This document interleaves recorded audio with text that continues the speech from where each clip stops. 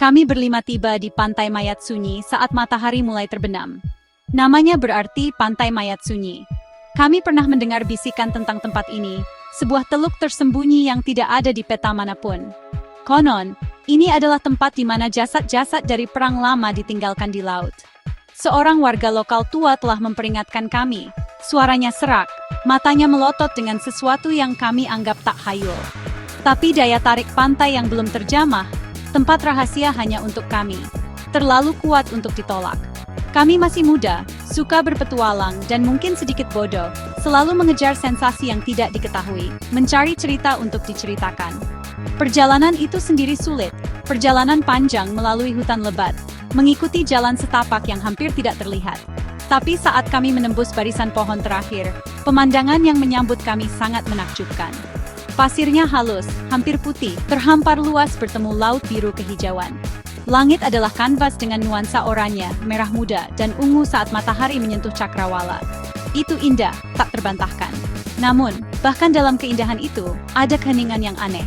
Keheningan yang mengganggu yang meresap jauh ke dalam tulang kami. Suara-suara pantai yang biasa, jeritan burung camar, gemerisik daun palem, anehnya tidak ada di sini. Kami adalah Ryan, pemimpin yang pragmatis. Sarah, yang selalu ingin tahu dan sedikit terlalu berani. Ben, si pelawak yang menggunakan humor untuk menutupi kegugupannya. Lisa, yang pendiam dan jeli. Dan aku, Arya, yang selalu merasakan segalanya sedikit lebih dalam dari yang lain. Kami mulai memilih tempat untuk tenda kami. Kegembiraan malam di bawah bintang-bintang sejenak mengalahkan nama pantai yang mengganggu.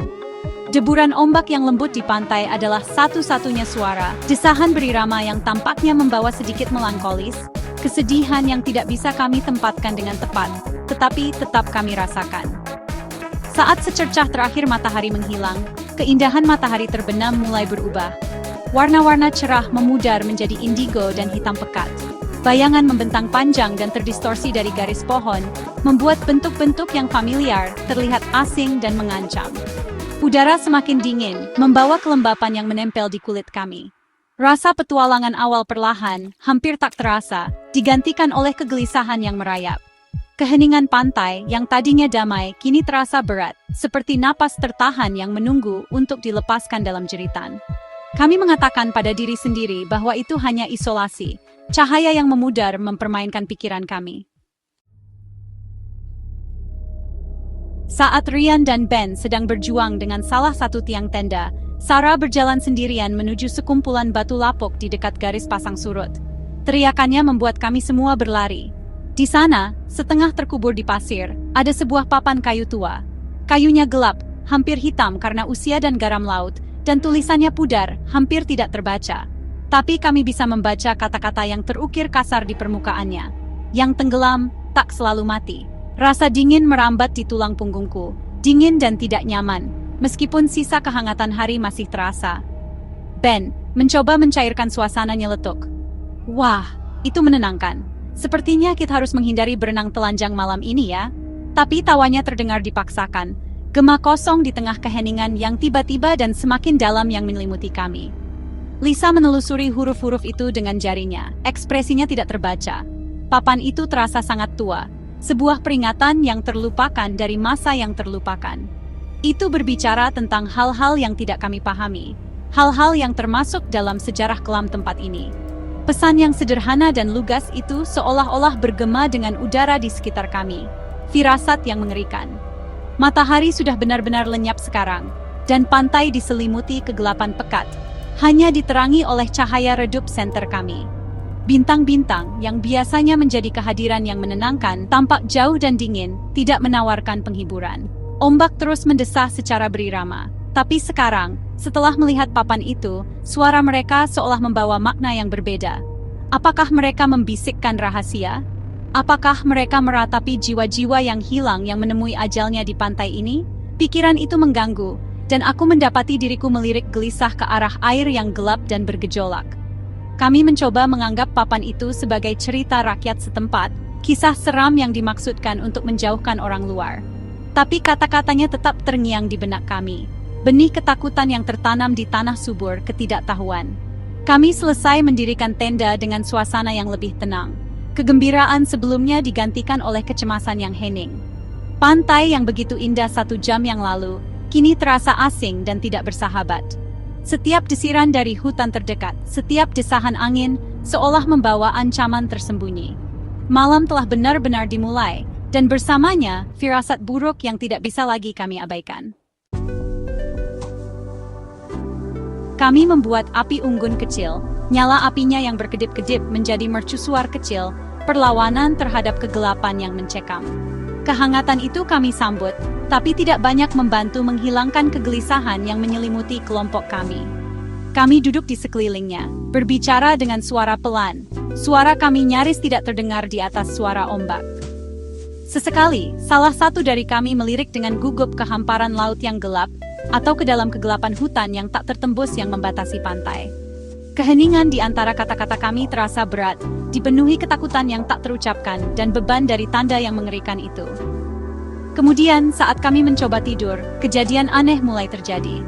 Aku yang pertama mendengarnya. Suara lembut berirama.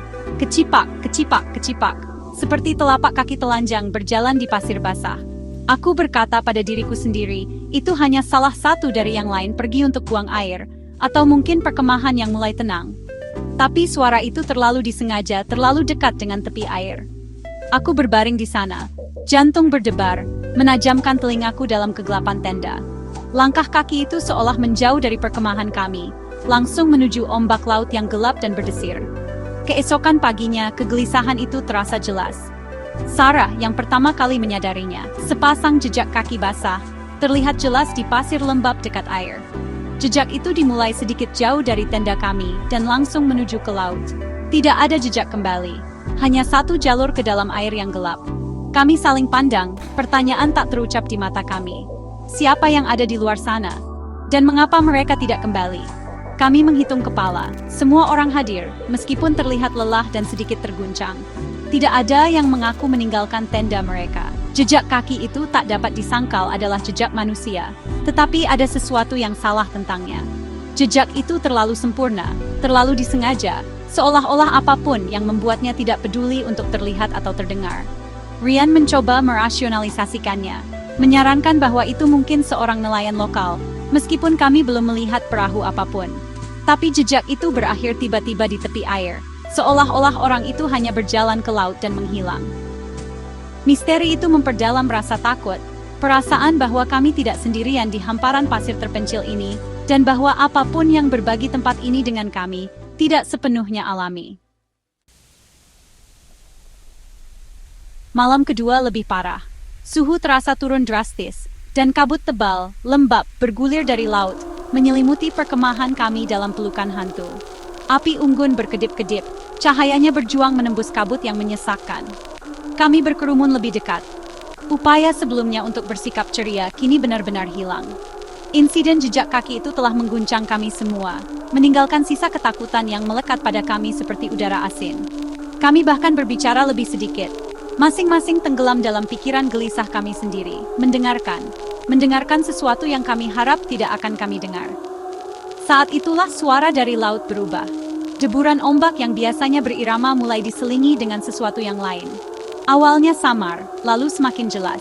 Bisikan-bisikan. Kedengarannya seperti suara-suara, banyak suara, terbawa angin, terjalin dalam deru ombak. Terlalu tidak jelas untuk memahami kata-kata, tetapi iramanya salah, mengganggu. Itu bukan bahasa Inggris atau dialek lokal manapun yang kami tahu. Itu adalah paduan suara-suara berbisik, mendesis, seperti rahasia yang dibagikan oleh laut itu sendiri. Bahasa kuno dan tidak dikenal oleh yang hidup. Lisa menutup telinganya, matanya terbelalak ketakutan. Bisa kau mendengarnya? Bisiknya, suaranya bergetar. Mereka bicara. Ben, yang biasanya cepat melontarkan lelucon, hanya menatap air gelap yang bergejolak, wajahnya pucat. Bahkan Rian, pemimpin kami yang teguh, terlihat jelas terganggu. Bisikan-bisikan itu seolah pasang surut mengikuti ombak. Kadang-kadang gumaman rendah, kadang-kadang meningkat menjadi paduan suara yang terasa seperti menekan kami dari segala sisi. Seolah-olah arwah mereka yang tenggelam di sini sedang berbicara. Suara mereka terperangkap dalam siklus ombak yang tak berujung. Aku merasakan gumpalan dingin terbentuk di perutku. Bisikan-bisikan itu bukan hanya suara. Mereka terasa mengganggu, seolah-olah mereka mencoba meresap ke dalam pikiran kami. Aku mendapati diriku mencoba menguraikannya. berusaha memahami apa yang ingin disampaikan laut kepada kami. Tetapi semakin aku mendengarkan, semakin bingung dan takut aku menjadi. Bahasa itu asing, namun terasa anehnya akrab, seperti ingatan yang terlupakan yang bergejolak di relung terdalam pikiranku. Pantai itu tidak lagi terasa seperti tempat keindahan alam. Itu terasa seperti ambang batas, gerbang menuju sesuatu yang tua dan jahat. Tidur saat akhirnya datang di malam kedua itu tidak menawarkan jalan keluar. Itu adalah tidur yang tersiksa, gelisah, dipenuhi mimpi-mimpi yang jelas dan mengerikan. Aku bermimpi sedang berdiri di tepi pantai, menyaksikan ombak gelap. Tapi ombak itu bukan air, mereka terbuat dari sosok-sosok yang menggeliat, bayangan. Dan kemudian, mayat-mayat mulai terdampar di pantai. Mayat-mayat yang bengkak, membusuk, kulit mereka pucat dan basah kuyup. Mata mereka cekungan kosong. Mereka mengenakan pakaian usang, kuno, sisa-sisa perang yang terlupakan mungkin. Bau air asin dan pembusukan memenuhi dunia mimpiku. Begitu nyata hingga membuatku mual. Bagian yang paling menakutkan adalah wajah mereka. Saat mereka terlempar ke pasir oleh ombak yang tak henti-hentinya, beberapa dari mereka menoleh ke arahku. Dan aku melihat mereka. Wajah mereka terdistorsi, membusuk, namun sangat akrab. Salah satunya memiliki rahang rian yang tegas, kini kendur dan tak bernyawa. Yang lain memiliki mata Sarah yang lebar, kini keruh dan menatap kosong. Lalu aku melihat Ben, senyum bercandanya digantikan oleh seringai horor yang sunyi. Dan Lisa, wajahnya nang terdistorsi dalam ekspresi kesedihan abadi. Akhirnya, sesosok muncul, wajahnya cermin busuk dari wajahku sendiri. Aku terbangun dengan jeritan tertahan, bermandikan keringat dingin. Jantungku berdebar kencang di dadaku seolah ingin melarikan diri. Gambaran dari mimpi itu terukir dalam benakku. Terlalu jelas, terlalu nyata. Aku melihat sekeliling tenda. Yang lain bergerak gelisah, bergumam dalam tidur mereka. Kemudian, saat sarapan hambar dengan kerupuk basi, kami dengan ragu berbagi mimpi buruk kami. Sarah bermimpi ditarik ke bawah air oleh tangan-tangan dingin dan kerangka. Ben bermimpi bisikan-bisikan itu berubah menjadi kata-kata, memanggil namanya dari kedalaman. Lisa hanya mengatakan dia bermimpi tenggelam, berulang kali. Jelas bahwa pantai itu memengaruhi kami, meresap ke alam bawah sadar kami, meracuni tidur kami. Sifat bersama dari mimpi-mimpi mengerikan kami sangat mengganggu. Itu bukan hanya ketakutan individu. Rasanya seperti ada sesuatu yang secara aktif menjangkau kami, memproyeksikan kengerian ini ke dalam pikiran kami. Batas antara kenyataan dan mimpi buruk mulai kabur. Keindahan pantai mayat sunyi kini menjadi kenangan jauh, digantikan oleh suasana ketakutan yang menindas dan keyakinan yang tumbuh bahwa kami berada dalam bahaya besar. Kata-kata di papan itu bergema di benakku. Mereka yang tenggelam tidak selalu mati. Apakah ini yang tak mati? Memasuki hari ketiga, ketegangan mulai terlihat pada diri kami semua. Tapi Ben lah yang tampak paling banyak berubah. Biasanya dia adalah pusat perhatian di setiap kumpul-kumpul, cepat tertawa atau mengucapkan kata-kata yang menenangkan. Kini dia menjadi sangat pendiam. Dia hampir tidak berbicara. Dan ketika dia berbicara, suaranya datar, tanpa humor seperti biasanya. Dia bisa duduk berjam-jam, hanya menatap laut, matanya kosong, seolah mendengarkan sesuatu yang hanya dia yang bisa dengar. Lelukonnya hilang, digantikan oleh keheningan yang berat yang membuat kami lebih gelisah daripada suara aneh apapun. Ketika Sarah mencoba berbicara dengannya, menanyakan apakah dia baik-baik saja, dia hanya menggelengkan kepalanya perlahan. Tatapannya kosong, pupil matanya melebar aneh. Ramai sekali di sini, gumamnya, mengetuk-ngetuk pelipisnya. Terlalu banyak suara, mereka ingin masuk. Kata-katanya menyebarkan gelombang ketakutan baru di antara kami. Bukan hanya pantai yang berhantu, rasanya seperti hantu itu mencoba mencari rumah di dalam diri kami. Ben, teman kami, semakin menjauh, menjadi orang asing di depan mata kami. Keceriaannya yang biasa telah hilang, digantikan oleh kekosongan yang mengerikan. Tingkah lakunya menjadi semakin tidak menentu. Dia akan pergi sendirian, seringkali menuju tepi air, dan kami harus memanggilnya kembali. Suara kami tajam karena khawatir. Dia berhenti makan banyak, mengklaim dia tidak lapar. Kulitnya terlihat pucat dan lembab, dan lingkaran hitam terbentuk di bawah matanya, membuatnya terlihat seperti bayangan dari sosok-sosok yang membusuk dari mimpi burukku. Kami saling bertukar pandang khawatir. Sebuah pemahaman diam-diam terjalin di antara kami. Ada sesuatu yang sangat salah dengan Ben. Sesuatu yang jauh melampaui ketakutan atau kelelahan biasa. Perubahan pada Ben adalah pengingat yang mencolok dan menakutkan akan kerapuhan kami. Jika tempat ini bisa melakukan ini padanya, apa yang bisa dilakukannya pada kami yang lain? Pikiran itu mengerikan. Teman kami yang ceria dan lucu itu sepertinya memudar, digantikan oleh cangkang kosong. Dia hadir secara fisik, tetapi rasanya Ben yang kami kenal tidak lagi sepenuhnya ada. Matanya, yang dulunya begitu penuh kehidupan, kini memiliki kekosongan yang mengganggu. Gema mengerikan dari rongga mata kosong dalam mimpiku. Kami kehilangannya, dan kami tidak tahu bagaimana menghentikannya. Paranoid mulai muncul perlahan, diam-diam, seperti air pasang yang merayap. Dengan perubahan Ben yang mengerikan, ketakutan baru muncul dan menambah beban berat kami. Kami mulai saling memandang dengan cara yang berbeda. Sebelumnya, kami adalah satu kesatuan, terikat oleh persahabatan dan petualangan bersama. Sekarang, kecurigaan halus mulai menyelimuti interaksi kami. Sebuah pandangan sinis, bisikan pelan saat seseorang tidak bisa mendengar, sebuah keterkejutan tiba-tiba saat ada gerakan tak terduga. Kepercayaan yang dulu menjadi kekuatan kami mulai terkikis. Siapa yang masih benar-benar menjadi dirinya sendiri? Pertanyaan itu menggantung tak terucapkan di udara, berat dan menyesakkan. Saat Ben menatap laut dengan mata kosong itu, apakah itu benar-benar Ben yang melihat?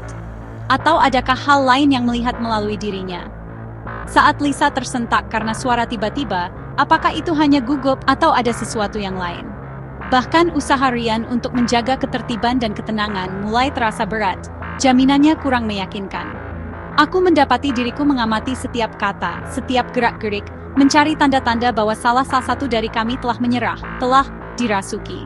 Bisikan dari laut seolah memicu ketidakpercayaan yang semakin besar ini. Kadang-kadang, aku merasa hampir bisa mendengar nama-nama dipanggil. Bukan hanya nama Ben, tapi nama kami juga. Apakah mereka mencoba memancing kami, satu persatu? Pikiran itu membuat kulitku merinding. Kami terisolasi, terputus dari dunia luar, tanpa jalan keluar yang mudah. Pantai ini, pantai mayat sunyi, menjadi penjara kami, dan entitas yang berdiam di sini adalah sipir kami yang tak terlihat, tak dikenal. Ketakutan itu bukan lagi hanya tentang hantu atau suara aneh, itu tentang kehilangan diri kami, kehilangan satu sama lain. Setiap bayangan seolah menyembunyikan ancaman, setiap suara tak terjelaskan membuat jantung kami berdebar kencang. Tidur adalah medan perang mimpi buruk, dan jam-jam mengun dipenuhi kecemasan yang menggerogoti. Kami berlima teman, tapi ikatan di antara kami menipis karena ketakutan dan kecurigaan. Pertanyaan, siapa yang masih manusia? Bergema tanpa suara di benakku, sebuah nada yang menakutkan. Keindahan malam pertama kami di sini adalah ejekan kejam sekarang, surga yang telah menunjukkan inti busuknya. Kami terjebak, dan musuh tidak hanya di luar, tapi berpotensi di dalam barisan kami sendiri. Pada sore hari ketiga kami, sesuatu yang benar-benar aneh mulai terjadi. Air pasang, yang tadinya normal, mulai surut, dan tidak berhenti. Airnya surut, semakin jauh, menyingkap hamparan dasar laut yang luas dan gelap, yang mungkin belum pernah melihat cahaya matahari selama berabad-abad. Itu adalah fenomena yang tidak wajar dan mengganggu. Suara ombak yang biasa mereda menjadi gumaman jauh, meninggalkan keheningan yang menyeramkan dan mendalam. Udara terasa berat, dipenuhi antisipasi yang tak terucapkan, seolah dunia sedang menahan napas. Kami berdiri di tepi air yang baru dan jauh, terhipnotis dan ketakutan. Dasar laut yang terbuka adalah pemandangan keindahan dan kengerian yang aneh. Lumpur gelap yang berkilauan, formasi batuan aneh yang tertutup rumput laut licin, dan sisa-sisa kerangka kehidupan laut purba terhampar. Baunya sangat menyengat, bau asin yang busuk bercampur dengan bau pembusukan, jauh lebih kuat dari sebelumnya. Seolah-olah lautan sedang mengelupas kulitnya, menunjukkan kepada kami bagian bawahnya yang tersembunyi dan membusuk. Matahari yang rendah di langit memancarkan bayangan panjang dan terdistorsi di atas medan asing yang baru terungkap ini. Ryan, yang selalu pragmatis, menggumamkan sesuatu tentang pola pasang surut yang tidak biasa atau gempa bumi yang jauh, tetapi suaranya tidak meyakinkan. Tidak ada yang alami tentang ini. Laut telah surut begitu jauh sehingga cakrawala tampak membentang tanpa henti.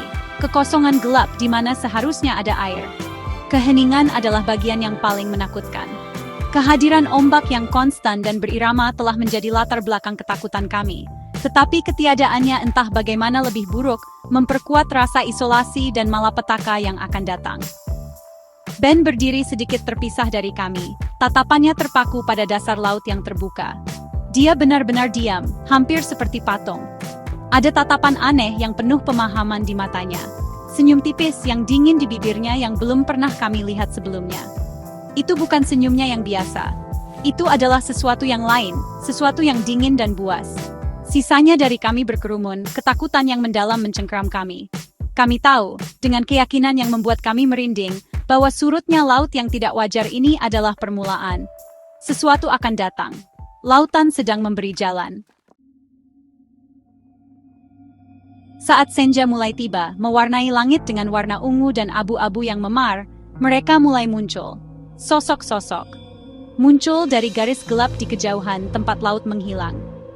Awalnya, mereka hanya siluet di antara cahaya yang memudar. Bentuk-bentuk yang tidak jelas bergerak perlahan, dengan sengaja, melintasi dasar laut yang luas dan terbuka.